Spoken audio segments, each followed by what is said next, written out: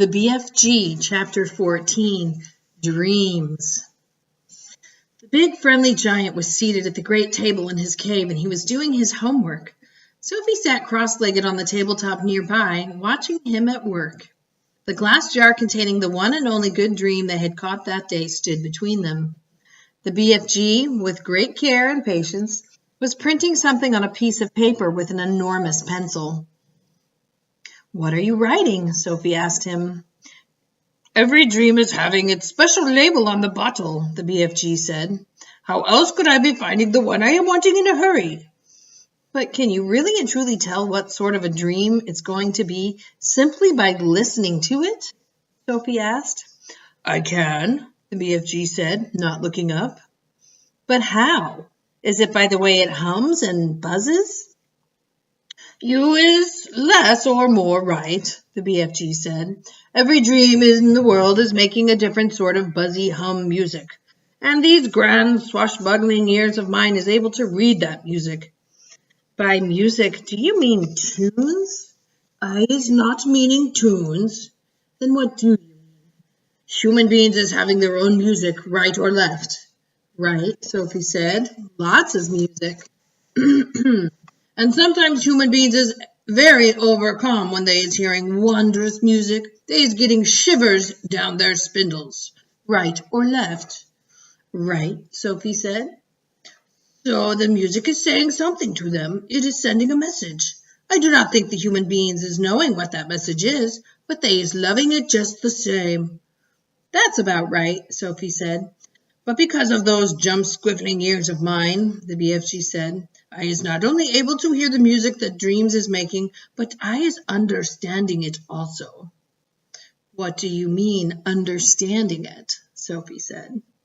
"I can read it," the BFG said. "It talks to me. It is like a language." "I find that just a little hard to believe," Sophie said. "I'll bet you is also finding it hard to believe in quagwinkles," the BFG said, "and how they is visiting as from the stars." "Of course I don't believe that," Sophie said. The BFG regarded her gravely with those huge eyes of his. "I hope you will forgive me," he said, "if I tell you that human beings is thinking they is very clever, but they is not. They is nearly all of them not muchers and squeak pips." "I beg your pardon," Sophie said. "The matter with human beings," the BFG went on, "is that they is absolutely refusing to believe in anything unless they is actually seeing it right in front of their own schnozzles. Of course, quagwinkles is existing. I is meeting them oftenly. I is even chittering to them." He turned away contemptuously from Sophie and resumed his writing. Sophie moved over to read what he had written so far. The letters were printed big and bold, but were not very well formed. Here is what he said. "This dream is about how I is saving my teacher from drowning. I is diving into the river from a high bridge, and I is dragging my teacher to the bank, and then I is giving him the kiss of death." "The kiss of what?" Sophie asked. The BFG stopped writing and raised his head slowly. His eyes rested on Sophie's face. "I is telling you once before," he said quietly, that I is never having a chance to go to school. I is full of mistakes. That is not my fault. I do my best. You is a lovely little girl, but please remember that you is not exactly Miss Know Everything yourself." "I'm sorry," Sophie said. "I really am. It is very rude of me to keep correcting you." The BFG gazed at her for a while longer. Then he bent his head again to his slow, laborious writing.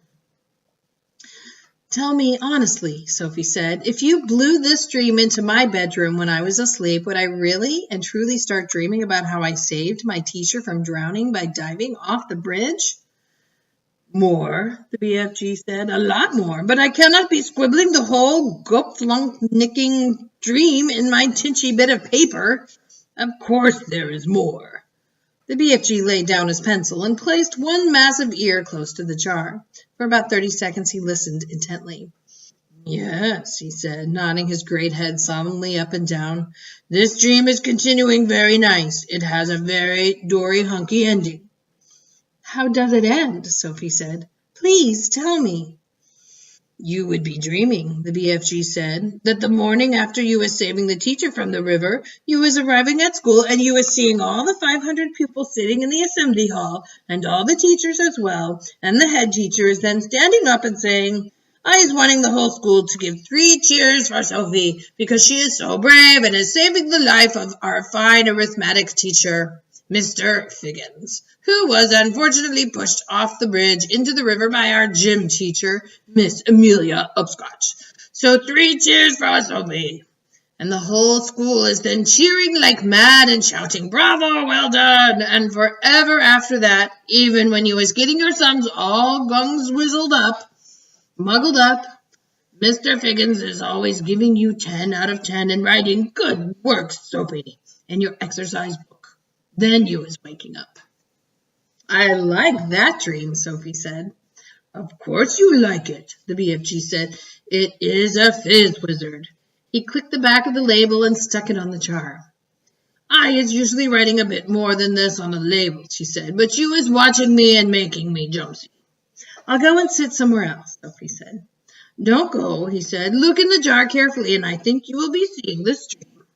Sophie peered into the jar, and there, sure enough, she saw the faint, translucent outline of something about the size of a hen's egg. There was just a touch of color in it, a pale sea green, soft and shimmering and very beautiful.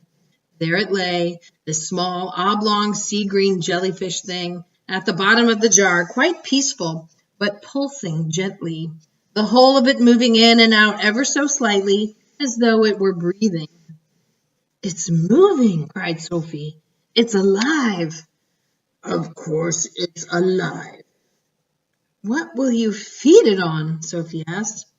It is not needing any food, the BFG told her. That's cruel, Sophie said. Everything alive needs food of some sort, even trees and plants.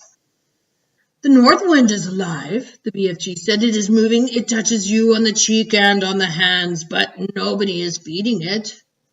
Sophie was silent. This extraordinary giant was disturbing her ideas. He seemed to be leading her towards mysteries that were beyond her understanding. A dream is not needing anything, the BFG went on. If it is a good one, it is waiting peaceably forever until it is released and allowed to do its job. If it is a bad one, it is always fighting to get out. BFG stood up and walked over to one of the many shelves and placed the latest jar among the thousands of others. Please, can I see some of the other dreams? Sophie asked him. The BFG hesitated. Nobody is ever seeing them before, he said, but perhaps after all I is letting you have a little peep. He picked her up off the table and stood her on the palm of one of his huge hands. He carried her towards the shelves. Over here is some of the good dreams, he said, the fizz wizards. Would you hold me closer so I can read the labels, Sophie said. My labels is only telling bits of it, the BFG said. The dream is usually much longer. The label is just to remind me. Sophie started to read the labels. The first one seemed long enough to her. It went right around the jar, and as she read it, she had to keep turning the jar. This is what it said.